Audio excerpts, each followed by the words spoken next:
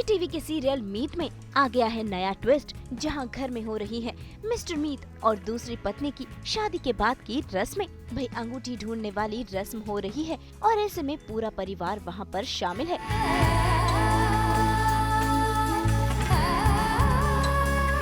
भाई मीत अपनी आंखों के सामने अपने पति को अपनी सौतन के साथ ये रस्में निभाती हुई देख रही है, लेकिन चाहकर भी मीत कुछ कर नहीं पा रही।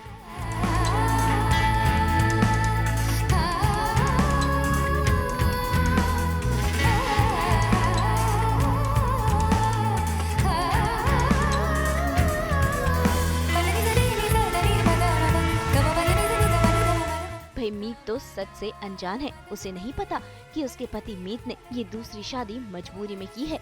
जरा पास आ जाइए, पास आएंगे तो उस खेल का मजा और आएगा। जरा पास आ जाइए। वैसे ये खेल मैंने पहले भी खेला।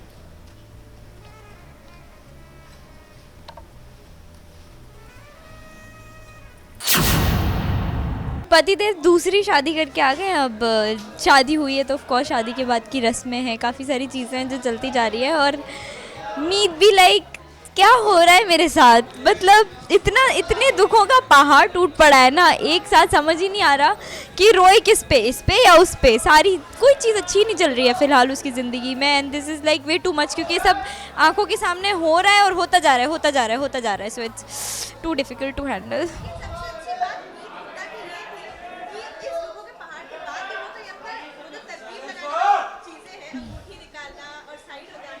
वो तो मीत का कैरेक्टर है, उसकी पर्सनालिटी है, वो तो इंसान ही ऐसी है। तकलीफ़ उसे बहुत हो रही है, मतलब बहुत ज़्यादा हो रही है। अगर वो हंसे भी तो भी उसकी हंसी भी फीकी होगी, वैसी वाली तकलीफ़ में है वो इस टाइम। बट फिर भी पूरी तरीके से उम्मीद कर रही है कि शायद ये नाइटमेयर हो, कभी तो ख़त्म होगा यार। ऐसे कैसे, अनबिलीवेबल सिचुएशन है ना।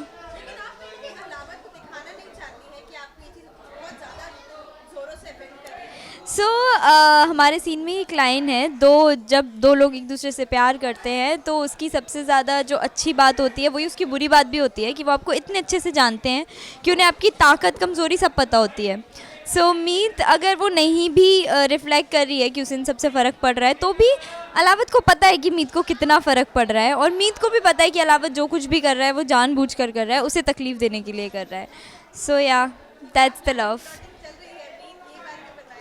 प्लानिंग प्लॉटिंग करने वाली इंसान तो मीत नहीं है फ़िलहाल, तो वो खुद ही सिचुएशन से डील नहीं कर पा रही है। नॉर्मल इंसान भी है, दो she is very much supportive, और इस टाइम पे जो दूसरी लड़की आई है उसकी कोई गलती नहीं है। लेकिन मीत को फ़िलहाल कुछ नहीं दिख रहा है यार, अपनी गृहस्थी, अपना जीवन, अपना पार्टनर सब अपना दिख रहा है, और उसकी लाइफ में क्या हो रहा है वो खुद ही नहीं समझ पा रही है। सो या दैट्स हैपनिंग।